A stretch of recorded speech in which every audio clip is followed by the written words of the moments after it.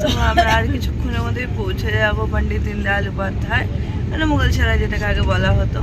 তো কালকে আর পরে ভিডিও করিনি, তোমাদেরকে এমনিও বলেছিলাম যে পার্ট 2 আসবে।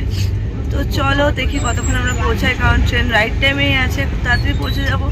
দেখা হচ্ছে স্টেশনে নেমে।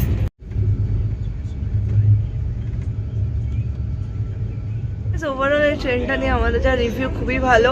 ট্রেনটা কোচবিহারে, মানে নিউ কোচবিহারে আসি একটু লেট করে কোনো সময়, সবসময় হয় না, এখন আসাম থেকে আসি একটু লেট হতেই পারে।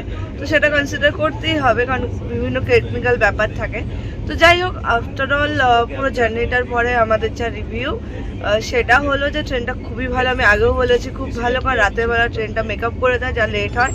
আর দেখতে পাচ্ছ যেটা হলো যার 10 মিনিটের মধ্যে আমরা পণ্ডিত দীনদয়াল পৌঁছে যাব। আমাদের রাইট টাইম ছিল 9:50 সকালবেলা, তো তার জায়গায় আমরা মোটামুটি 9:40, মানে 10 মিনিট আগেই পৌঁছে যাচ্ছি বিফোর। এটা আমাদের ট্রেনের নাম লেখা রয়েছে আনন্দ কামাখ্যা আনন্দ বিহার। আমরা এসেছিলাম 125 আপ আনন্দ বিহার এক্সপ্রেসে।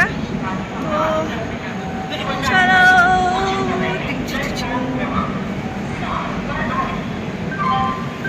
বাকি সবাইকে আমরা হ্যাপি জার্নি বলে দিই। ও বাবা, B5 দেখো কি সুন্দর, হামসফর।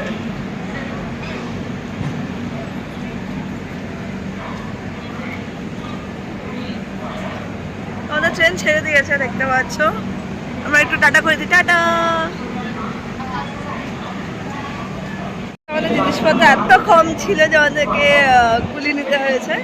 তো এখন আমরা যাচ্ছি হলো, আমি আমার লিফটে, বাবা যাচ্ছে কুলির সাথে সিঁড়ি দিয়ে, কারণ লিফটে এতগুলো জিনিস নিয়ে ওঠা যাবে না। May I have your attention, please? Train number 1232.